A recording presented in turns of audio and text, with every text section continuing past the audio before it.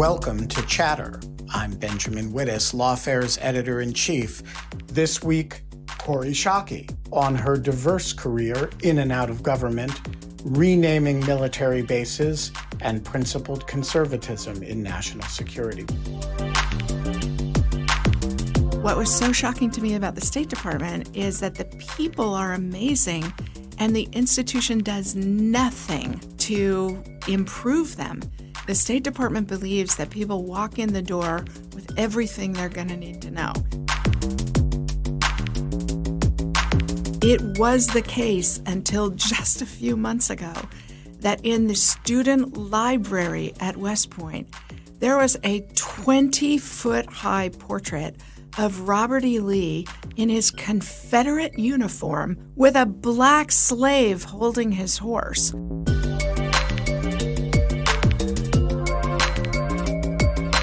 So, Kori, I want to start with we have known each other a long time and in many different contexts. But I want to start with your super interesting career trajectory. Oh, Lord. Which is, I think you are the only person I know who has served in the White House, the State Department, and the Defense Department.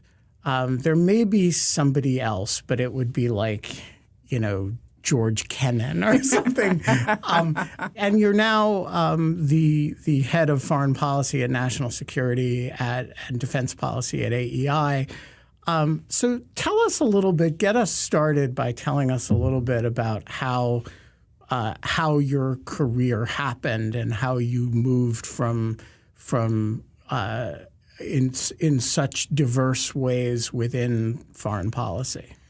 So I'm a terrible example of career planning because I was a dreamy, impractical kid and stumbled actually into a sequence of amazing mentors who created opportunities for me. Condi Rice hired me as her research assistant the year after I graduated from college because I didn't have a plan and didn't have a job. And I, for the same $5 an hour I was making as a lifeguard when I had been 16 years old, Condi had me reading everything the American military wrote about professional development for a book she never ended up writing. So, I was doubly on a downward trajectory, making no more money with a degree from Stanford than I had made before, and doing research on a book she never wrote.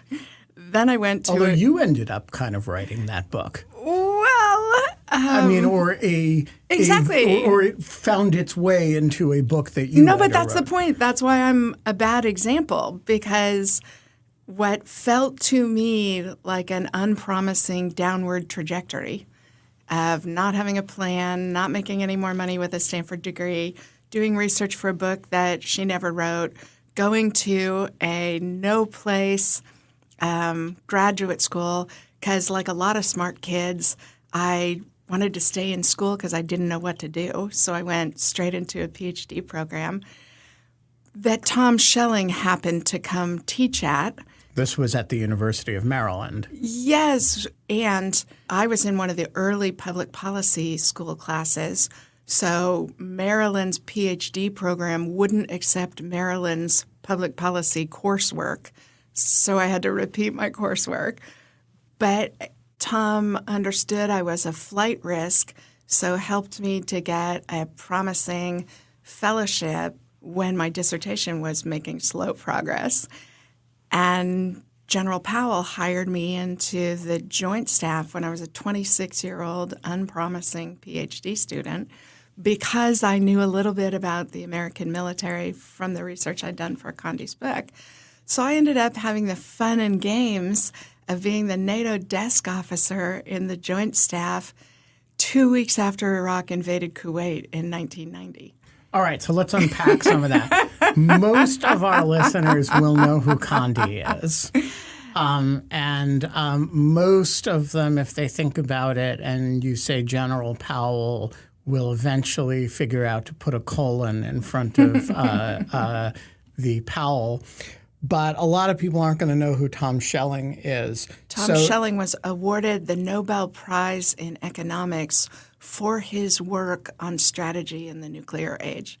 His book, Arms and Influence, is canonical for people who think about nuclear issues or who think about strategy. But he was an economist, as I recall. Is that right? Exactly. So I am poorly trained in 3 disciplines. My degrees are in political science. I mostly write history, and I was trained by an economist. All right. So you are now 26 and the desk officer at it was so much fun. Yeah. So what did that involve? What did you find yourself doing on a day-to-day basis? So preparing the chairman for NSC meetings about German unification, about French aspirations for the European Union to be where European defense policy was, for hosting the early Soviet-American military exchanges, for clearing guidance cables for NATO meetings, for doing the interagency coordination from a military perspective of things that a couple of administrations, first the George H.W. Bush administration, then the Clinton administration, wanted to do for American policy. So the Balkans Wars, coalition building for the 1991 Gulf War. Every single military officer in the Joint Staff desperately wanted to get out of their job, and because this was going to be the only war of their lifetimes.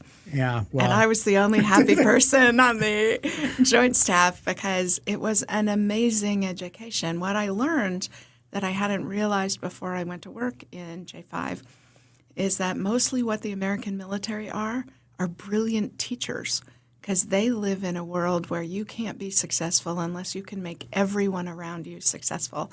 And I was the weak link in everybody's chain because I didn't have the experience that had trained everybody else's judgment. So everybody had to pile on and teach me how to think about things in ways that that protected and advanced military equities in policy conversations. So how long did you do that for? You were. This was all before we met, so I realized that. More than 4 years. And where did you go from there? I went to the civilian side of the Pentagon, into the strategy and requirements shop. And that was under Secretary Perry, as I recall. That's right. I got there just before Secretary Aspen got fired. And one of the interesting institutional lessons was how you could feel the Pentagon relax under the capable leadership of Bill Perry in a way that Secretary Aspen, it had been chaotic. Actually being the chairman of the House Armed Services Committee turned out to be poor preparation for running a 1,200,000 personnel organization.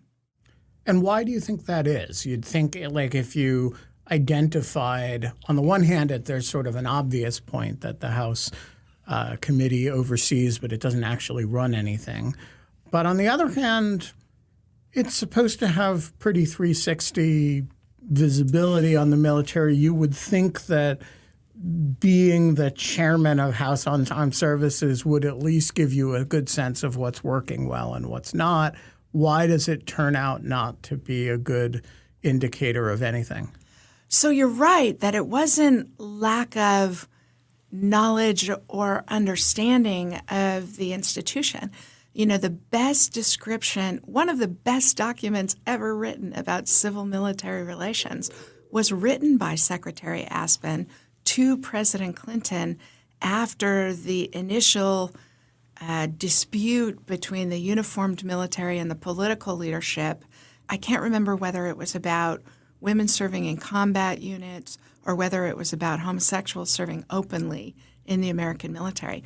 But after that, Les Aspin wrote a memo to President Clinton that talked about the military as a winnable constituency for politicians. And it's brilliant. So it wasn't lack of understanding. I think it was a leadership failure, to be honest, that he didn't understand that you need to be simple and clear and consistent. As Secretary Rumsfeld, also twice Secretary of Defense, did not understand about running a 1,200,000 personnel organization. You have to be clear, consistent, and simple in setting priorities so that the large institution can align itself to the Secretary's purposes. So you then worked under Secretary Perry, and when you say under, you need to be clear about the fact that there was Secretary Perry, the Deputy Secretary, the Undersecretary for Policy, the Assistant Secretary for Strategy and Requirements, and I was his special assistant. I didn't even have line responsibilities. Fair enough, but what are friends for if not to aggrandize your already illustrious history? So, when I met you, which was, I would say, probably in 2003 or 4. One of the things that was striking about you was that you seemed to know just about every flag officer in any of the services, and that you were connected in a way that I actually don't know a lot of defense policy people. You just seem to know all the uniformed military people. Where did that experience come from? You were at the time teaching at West Point, or maybe you hadn't started yet, but you had this very kind of deep engagement with the officer corps that had gone back a number of years. Where did that come from? It came from the fact that they were Navy commanders and Air Force lieutenant colonels in the Joint Staff with me. Also, having been a Powell protege, I was a daughter of the regiment, right? I think I understood the culture pretty well. I understood their reflexes pretty well, and share them. And so I think, the term daughter of the regiment comes out of the Army, and it's the daughter of a fallen soldier who the unit looks after and helps along their way. And I feel like that's the kind of relationship I've had with folks in the military, officers, NCOs, and enlisted, because I had my professional coming of age working in the Joint Staff. All right, so I want to fast forward a little bit. It's now the beginning of the Bush administration, and you are working at the National Security Council at the time of the Afghanistan and Iraq invasions. How did that come about for those aspiring young policy people who want to work on the NSC at a time of multiple invasions of countries? How do you pull that off? So I had the privilege of being the director for defense strategy and requirements on the NSC. And most people on the NSC are seconded, that is, they are actually working for the Departments of State or Defense or Treasury, and they're loaned to the White House. I was anomalous in that I was a direct hire because, as you say, I wasn't in the government when I got recruited. And I got recruited by a terrific American, Frank Miller, who had been the senior civilian professional staffer in the Department of Defense. And I'd known him from when I was both in OSD and when I was on the Joint Staff. And so he hired me, and I admire that man so much. Watching him struggle to try and make the mistakes the administration made in the invasion and management of the Iraq War was a moral education for me. So to say more about that, people associate the NSC in the sort of common mythology about the NSC in the early Bush administration was that you had the gung-ho majority who just were, had their sights set on Saddam Hussein from in a sort of Paul Wolfowitz kind of way. And then you had Richard Clarke, who said no, and then left. What was the reality of the NSC in the Bush administration? So I wasn't important enough for anybody to care about my views on whether Iraq should be invaded or not. Frank Miller's defense policy shop was a small and frustratingly ineffectual counterweight to what Secretary Rumsfeld was trying to do in the Pentagon. That is, Secretary Rumsfeld really endorsed the kind of breathless hand-waving about military transformation, that you no longer needed mass to win a war. You could do it by speed and distance and precision, and believed that our success against the Taliban in Afghanistan was going to be the metaphor for everything. Remember that Secretary Rumsfeld's initial war plan for the invasion of Iraq had a 3-brigade rolling start. And so what Frank Miller's team on the NSC kept trying to do, all of us came out of either the intelligence community or the Defense Department. And what we tried to do was help the National Security Advisor and the President understand the amount of risk associated with Secretary Rumsfeld's transformation. So toward the end of the Bush administration, you ended up at the State Department, the culture of which was so different from the military that you wrote a book about it, basically. Yes. Which I think I'm one of the relatively few readers of that book who read it as this is Kori's culture shock at coming out of the Pentagon and ending That's exactly right. at Foggy Bottom. But tell us a little bit about how that culture shock affected you. And you were in one of the very elite offices of the State Department, and yet you had this kind of very visceral reaction. This is a building where they're not thinking about how to do things. So I loved being David Gordon's deputy in the policy planning staff at the State Department. He was a genuinely outstanding director, and it was a privilege to work with so many smart, patriotic, motivated people. What shocked me when I went to the State Department was how poorly the institution used the incredible talent of its own people. And by contrast, the American military takes who's qualified to come in the door.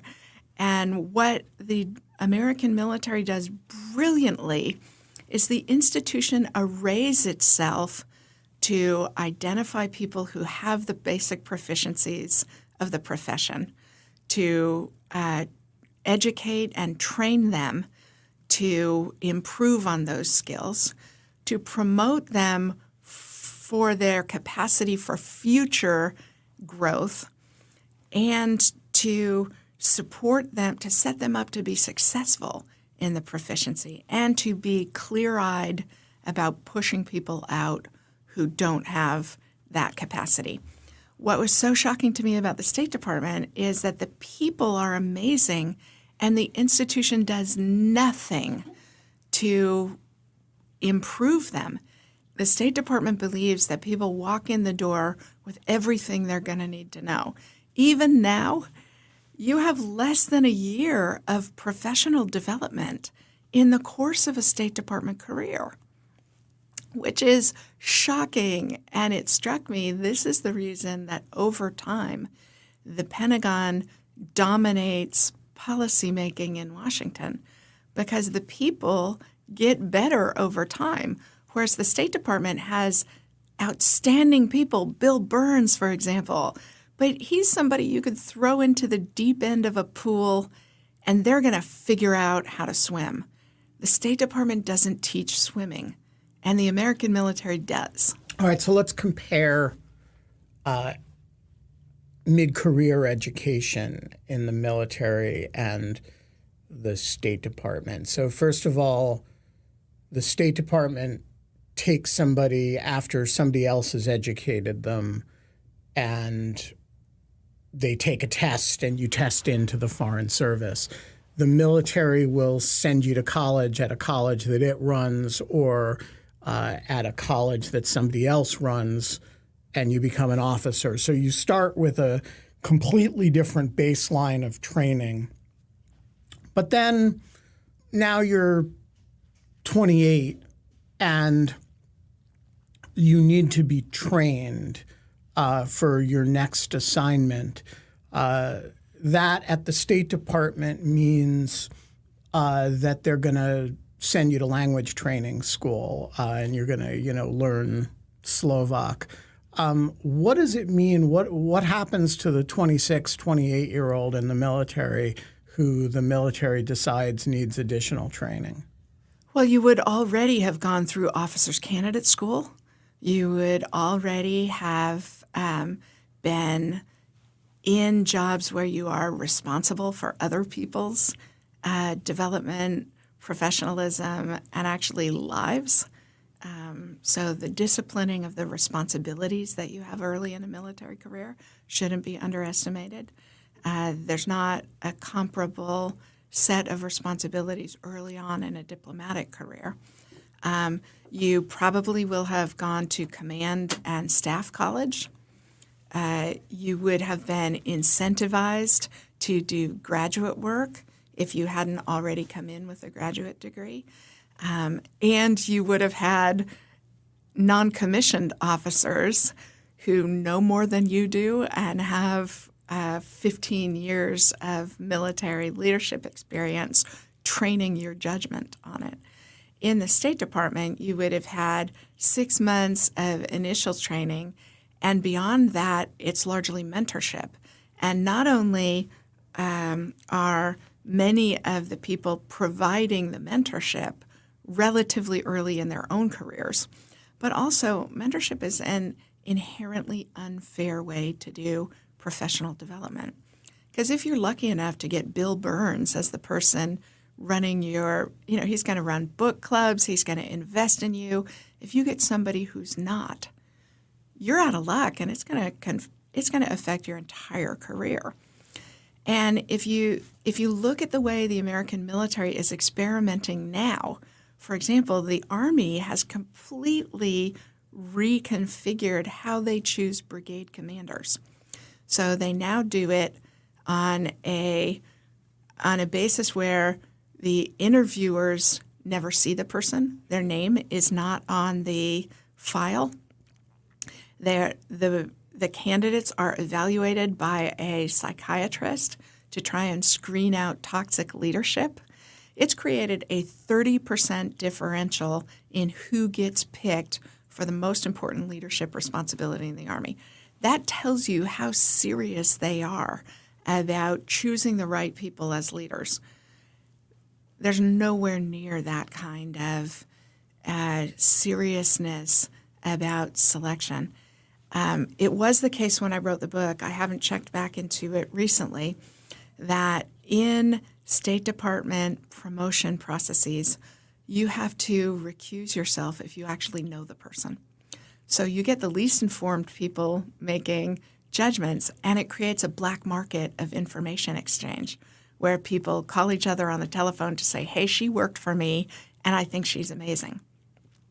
By contrast, in Marine Corps selection of, let's say, colonels, it would be an incredible rarity if several people on the selection committee didn't personally know someone. and you openly acknowledge the, favoritism, but you also account for it in the selection process. All right, so there are two other aspects of your career that I want to talk about before we get to AEI, which is your actual job. One is your work at the service academies. You've taught at both West Point and at Annapolis. Briefly. And I had the privilege a number of years ago of meeting with one of your West Point classes, which was the single most impressive class I've ever met with on any subject. They're sparkly. They are sparkly. It seems like, you've taught at Stanford, you've, been at lots of prestigious think tanks, driving up on a regular basis to teach at West Point is rather a significant investment of time and energy. Talk about your but presumably a lot of the issues that you've been talking about with sort of cultivating leadership in the military is kind of why you did it for a lot of years. Talk about that experience. Teaching at West Point after more than 4 years on the George W. Bush NSC staff, honest to God, it refreshed my heart to teach those kids, to see the integrity of people who choose to be soldiers when the country's at war, and a war that was not going well, was ennobling to be around those kids. And the ethos of West Point, and in the short time I was also teaching at Annapolis, it's the same kind of ethos that we expect these kids, these college students, to very soon after they leave the institution be responsible for other people's lives. And yet we tell them what time to turn their lights out. And it creates a sort of a soldier's humor that is so funny and so much fun to be around, that they take the business they are engaged in with seriousness. But that's about all they take in seriousness. And so it was so much fun. And the folks I taught are now majors and lieutenant colonels. My TAs are generals now. Wow. And it's just a delight to see the talent perk through the institution. And what, at some level, those people are different from other students because we're investing real responsibility in them right away. How are they different as students? So, the joke at West Point is cooperate to graduate. And so they pass down knowledge from one class to another about how to be successful, which is, again, a very military thing, right? You can't be successful. In other contexts, we would call it cheating, no? No, it's not cheating. It's advice about here's who this professor is, here's what she values, here's how to be successful in that environment. Cheating is here's what's going to be on the test. I see. So, for example, I taught a small seminar for what West Point called the scholarship students, by which they mean the seniors they were nominating for Rhodes and Marshall scholarships. So these kids were incredible students, incredible soldiers, and also incredible athletes because they get graded on all those things. And for them, and I only taught 1 day a week. And these kids, they all kind of look alike. They all dress alike. They all have the same haircut. Even the young men and women kind of look alike because they're impossibly strong and healthy and fresh scrubbed. And so there always seemed to be one kid whose name I couldn't get fixed in my mind. And I would stumble over. And the students loved that and mocked me for it. And so I explained to them that when I was a PhD student, I encountered an Oxford professor who had some some role in my professional development who refused to learn my name because he said every time he learned a new PhD student's name, he lost a medieval French king. So I was going to have to prove I was the worth. Exactly. And so I told that story as a way to cover the awkwardness of me not knowing this kid's name. And for the entirety of the time I taught at West Point, anytime I stumbled over anyone's name, the other students in the class would, for the duration of the term, call that kid Pepin the Short, a medieval French king. Excellent. So, right, everybody knew I didn't accept late work. Everybody understood that I would fail students on the first assignment if they didn't get it right, but they could come see me. I would explain to them what I was looking for, and they could rewrite the exam, and I would regrade it. So they passed down that kind of knowledge about here's how to be successful in this environment.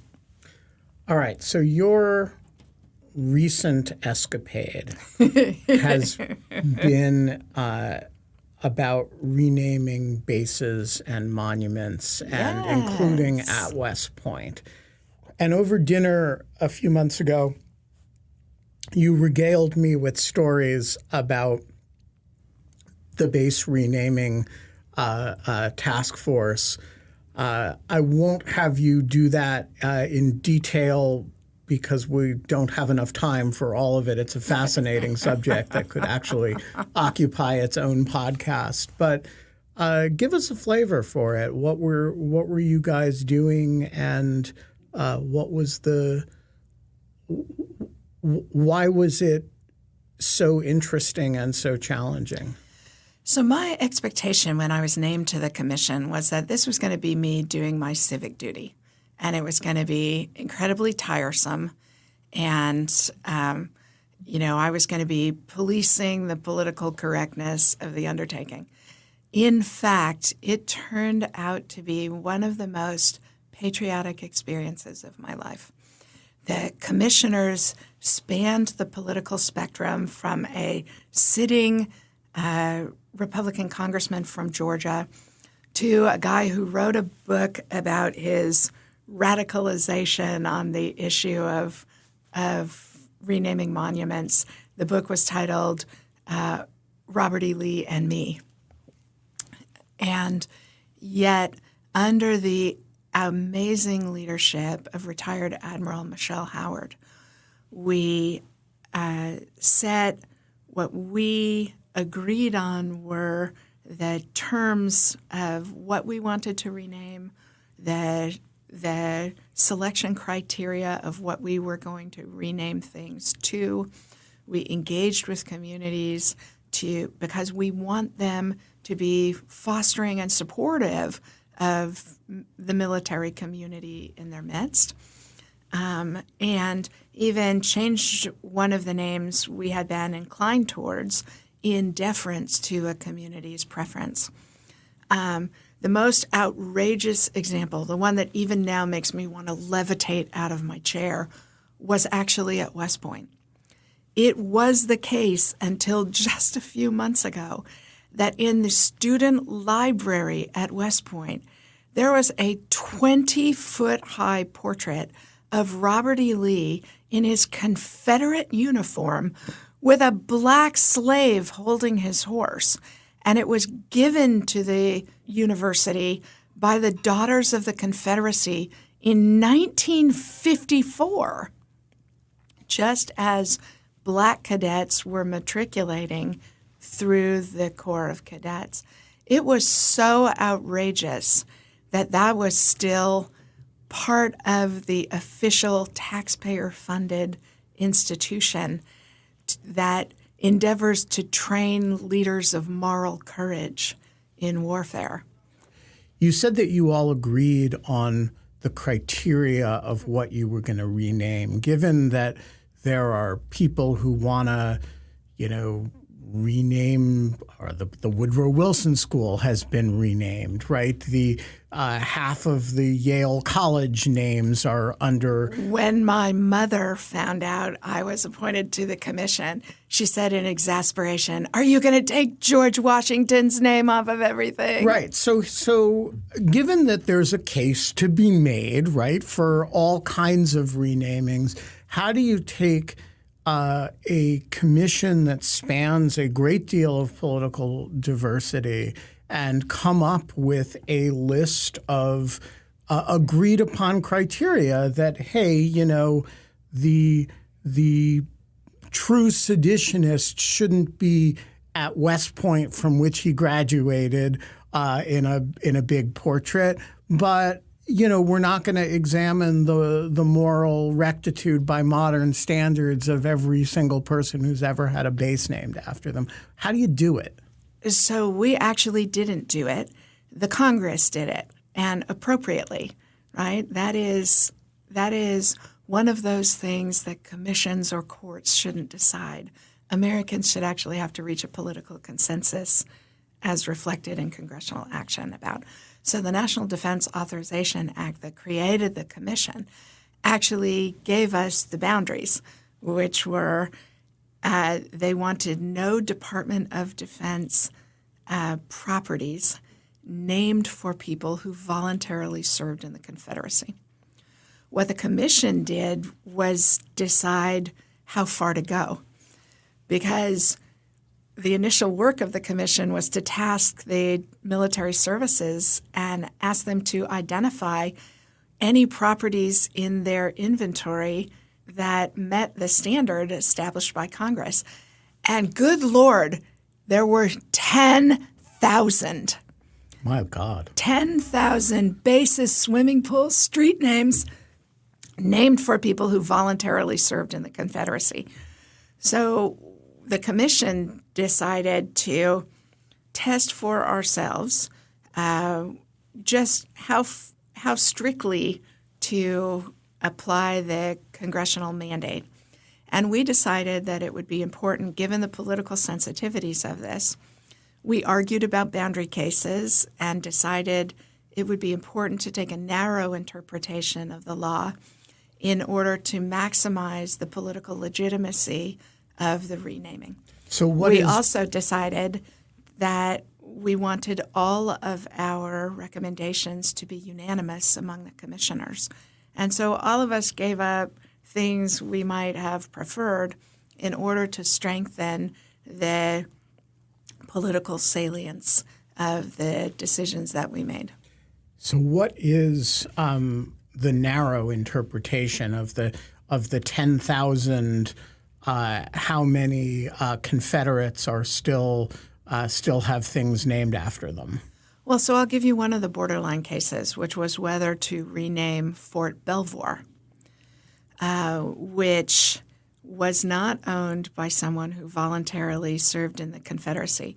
But Fort Belvoir is adjacent to George Washington's home, and it was not originally named Fort Belvoir. It had been named, I think, Camp Humphreys for a soldier of distinction, and was renamed Fort Belvoir for the original owner, who was a slaveholder, and it was done by Franklin Roosevelt. Near as we could tell, the historians working on the commission could tell, had been done as part of a deal to get votes for New Deal legislation. It wasn't strictly about the Confederacy, although it had been done to in order to get the votes of someone and to cast a shadow of support for the Confederacy. But we decided that was outside the boundary because there was no direct connection. Because Mr. Belvoir, though he may have been a slaveholder, was not a Confederate. Exactly. And you couldn't actually prove that there was a bargain that was – anyway, it was a complicated case, but one we spent time on in order to show the thinking of what was inside the legislative mandate and what was outside the legislative mandate. We ended up renaming the 10 major Army bases that were overtly named for Confederates and the 2 capital ships in the Navy that commemorated battles won by the Confederacy during the Civil War. So what is the rename? And then giving instruction to the military departments and giving a list of 100 of our favorite candidates for selection in renaming to the departments as guidance for how to rename the additional 9,988 Defense Department properties. So what is your favorite renaming that has resulted from this process, from the favorite being defined by from the vilest insurrectionist who should never have had something named after him to the most attractive, underappreciated person who it's great to have something named after to commemorate what he or she did? Oh, that's a crowded category. Okay, so give 3. So one would be Fort Bragg being renamed to Fort Liberty, even though it's not a person. Here's why this is one of my favorites. Because first of all, Braxton Bragg was a terrible general. So one of my favorite responses to the commission work was somebody suggesting we ought to have left it named Fort Bragg because Confederate General Braxton Bragg did more for the Union's success in the Civil War than just about anyone else. And the commission had been inclined towards naming Fort Bragg for a Medal of Honor recipient from the Vietnam War. But the community came forward and wanted, for several reasons, wanted something different. And there was internecine squabbling among the Special Operations Forces and the Airborne Forces about who was going to be. A Gold Star mother suggested Fort Liberty, and people in the community were worried that wouldn't we have to rename the base again in 10 years' time as attitudes continued to change. And so the community recommended Fort Liberty, and the commission supported the community. So I like that as an example of how we wanted communities to be fostering of the military in their midst. I love that I think it was Fort Rucker that was renamed Fort Walker for Mary Walker, the only female recipient of the Medal of Honor. She was a surgeon in William Tecumseh Sherman's army during the American Civil War. And at the Memorial Parade, for which Memorial Bridge was built here in Washington, so the Union Army could march in review after winning the Civil War, Sherman had Mary Walker walk at the front of his army because she had saved more of it than anyone else. Wow. Yeah. So she's a great example, but there are a ton of them. So in your day job, you run the Foreign and Defense Policy Program at AEI. And it's a fabulous pirate ship. So pirate ship is a really interesting metaphor for it right now because, you're sort of a famously never Trump foreign policy conservative figure. Talk to me about the role of, in a world in which, the principal Republican presidential antagonists are fighting about, whether Donald Trump is a, trans hero, as Ron DeSantis would say, or, the last thing they're talking about is foreign and defense policy, except occasionally saying things about strong and the border and Trump hating Ukraine. What is the role in this environment of a conservative? What does it even mean to have a conservative foreign and defense policy think tank? So I am so proud to be part of the American Enterprise Institute because it is a lighthouse of principled conservatism at a time in which Republicans are having a big and important internal argument about what conservatism is. And the people of the American Enterprise Institute believe in three fundamental things: in defending human dignity and expanding economic opportunity and making the world a freer and safer place. And we do our work to advance those three things. And we argue about what it means. We argue about what the right policies are. But we believe conservatives fundamentally are grounded in those three things. And we are doing our best to persuade our fellow Republicans of that because it feels really important to the country for us to win this argument. And what is, there is no natural home at this point for principled conservative foreign policy, defense policy. Sure there is. That natural home is AEI. Well, okay, but that's a small home. I mean, I meant a partisan home. Like it used to be that if you said, okay, the foreign and defense policy program at AEI, you thought of the sort of brain trust of Republican foreign policy thinking, the Republican foreign policy establishment, the people who were going in and out of the administration when it was a Republican administration, kind of a sort of when it's a Democratic administration, the kind of government in exile sort of thing.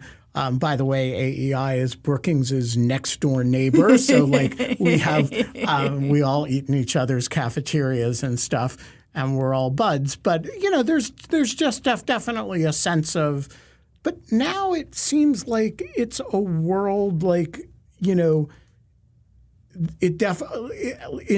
contrast to some parts of the Never Trump movement, it hasn't become really part of the Democratic coalition. It remains very proudly not part of the sort of Democratic foreign policy establishment, but also having very little truck with the current waves in the conservative movement or the Republican Party. And so I guess I'm interested in what is the fundamental goal of it to influence current policy, i.e. Republicans in Congress and Democrats in the executive branch?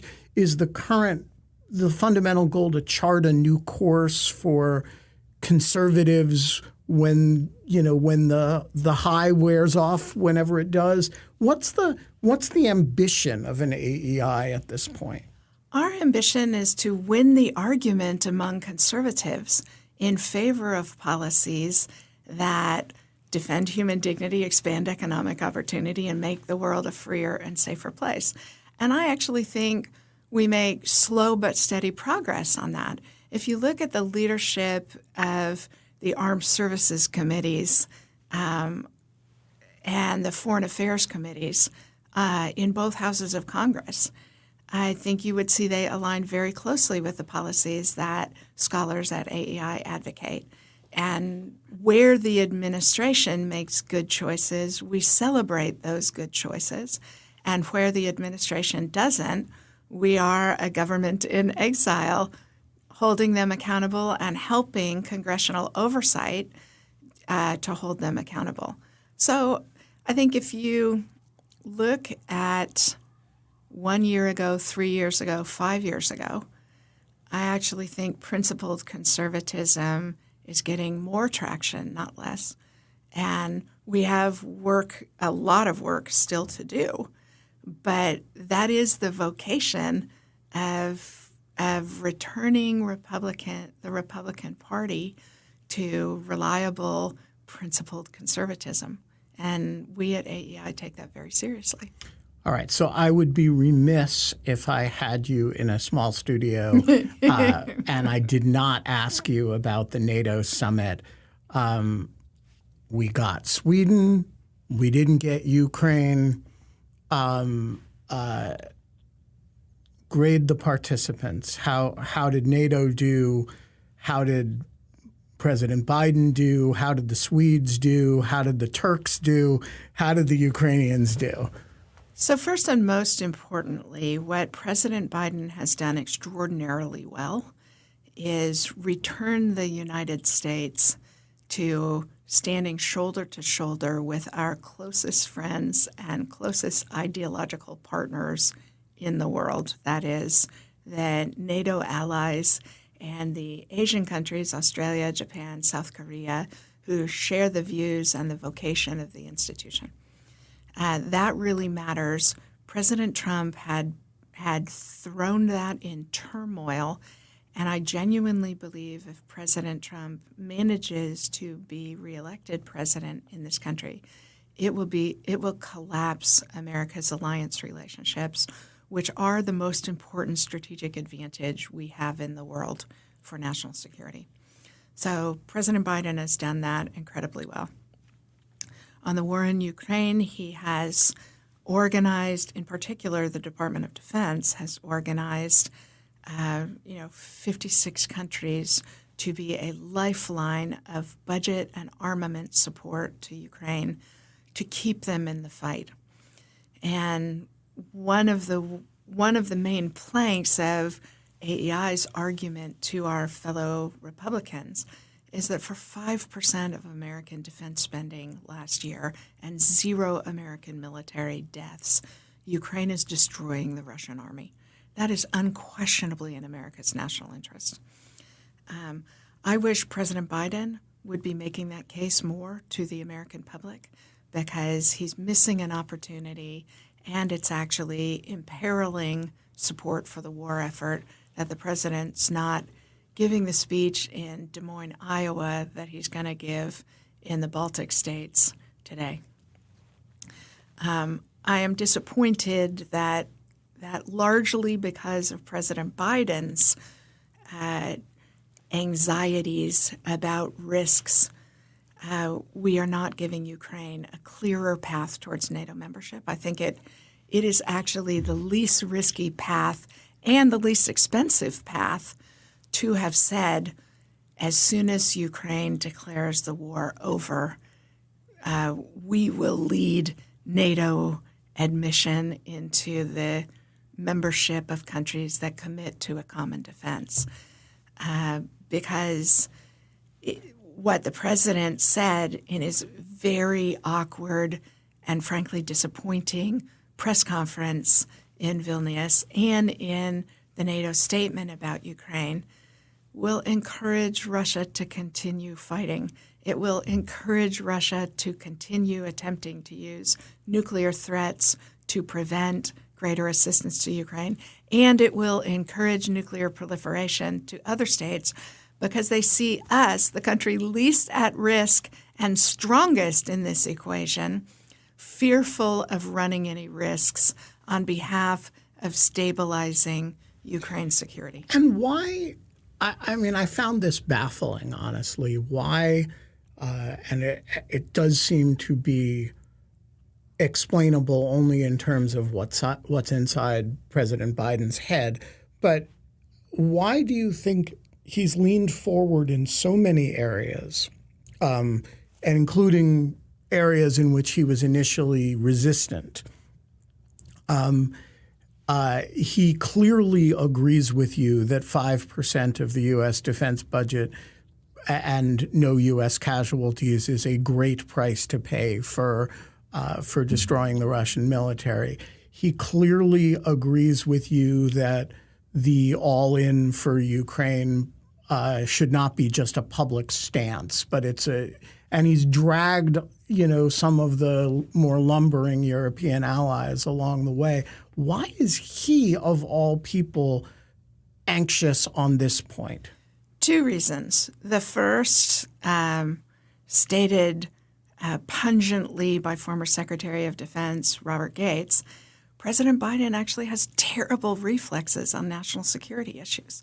He is so fearful of the weak accosting the strong that he abandoned Afghanistan. I mean, every bad decision on national security policy made in the Biden administration goes straight back to the president himself, partly because those are his reflexes and partly because he created a cabinet of staff rather than political peers who could challenge his perspective. And the second reason is that the president's not wrong to be worried about escalation. What he is wrong about is policy choices that convey that anxiety in ways that corrode deterrence instead of in ways that strengthen deterrence. Tom Schelling would disapprove. Sweden, are they the big winners or is Turkey the big winner? Both. Turkey demonstrated that they are willing to stretch NATO allies on Iraq and torture us until they get something that matters to them, which in this case was a show of strength, F-15s, a one-on-one meeting with President Biden, and a NATO counterterrorism director and set of activities, and Sweden to change its very indulgent policy about PKK members taking harbor in Sweden. So Turkey got a lot out of this. But you know what? That's what political bargaining is, and we shouldn't begrudge the Turks, who have a pretty weak hand, playing it assertively. The Swedes, of course, are also big winners, but NATO, too, is a big winner. We just got, in the space of the last year, two of the strongest allies in the alliance, people who know how to deal with Russia and know how to defend themselves and are going to be great contributors to the common defense of us all. Including who know how to deal with beluga whales armed with spy belugas. I think the beluga threat, now that the Swedes are on board, is now that the well Baltic Sea is a NATO lake. Exactly. Cool. But please, I hope we're not going to do what Californians did when they had a dead whale washed ashore, which is explode it. If you have not seen that video, it's disgusting. Yeah, whales should never be dead on shore. They should always be dead at the bottom of the ocean, where they provide incredible ecological benefits. The rotting carcass of a whale underwater is an amazing thing, and it goes on for years. Okay, who knew? Yeah, exactly. C.K. Dexter Haven, you have unsuspected depth. Finally, I want to just ask about Vladimir Putin. You know, if I were Putin and I watched both Finland and Sweden join NATO in the space of a year, and the Western alliance managed to accommodate Turkey being obstreperous and managed to give just an unbelievable sum of money and weapons to Ukraine, approve cluster munition delivery, which is, right. That's no small thing. I would be impressed in a holy shit, I didn't think they were capable of this kind of way. When you psychoanalyze Putin, how do you think he is looking at the events in the West that, culminated this week in the good and the bad, that we got Sweden done, but we sent this somewhat humiliating message to the Ukrainians? Is Putin smiling to himself, or is he saying, shit, I really blew this? So I don't know whether he has the self-awareness to appreciate just what an enormous strategic debacle he created for Russia. A couple of things. The first is, Putin appeared to love himself as the bare-chested horseback rider who wouldn't fight you. Yeah, I just want to point out that he never manned up and agreed to meet me in single combat. But he loved that image of himself. And now he is ashen, afraid to be around people. And Prigozhin, the mutineer, is the one who embodies that kind of ridiculous masculinity, killing people with sledgehammers. And so Putin is physically and symbolically shrunken over the course of this war in ways that I think bode ill for his likelihood of remaining in power and probably even bode ill for his likelihood of physical safety. You know, we Americans have a tendency to think our adversaries are geniuses because they're our adversaries, right? That the Chinese are 100-year strategists, just as they activate all the antibodies against their continued success, and that Putin's a genius. The Russians play chess and we play checkers. And yet free societies, because we have big domestic debates, we rarely make mistakes of the magnitude that authoritarian societies do, because you always have to win the domestic political argument, and you are always going to have vital, vibrant civil society disagreements. And so, you know, we make our mistakes. We tend not to make them of the magnitude that Putin has just made. Yeah, Putin's playing chess, and we're designing AIs that can beat all humans in chess. Kori Schake, you're a great American, daughter of the regimen. It is wonderful to see you. And I what a forgot, joy to be we your have friend. to reach into the chatter box and pull out a question. Okay. If you could give one piece of advice to your 20-year-old self, what would it be? Don't worry so much. Just do the work. The work will carry you. Don't worry so much about amounting to nothing and thinking that you're on a downward trajectory. Trust that doing the work will be good enough. Yeah, doing the work it's big. Kori Schake, great to see you, and What a pleasure to be your friend, Ben Wittes. so great to have you on Chatter.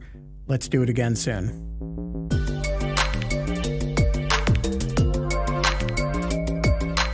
That was Chatter, a production of Lawfare and Goat Rodeo. Please subscribe to the podcast and find us on Twitter at @ThatWasChatter.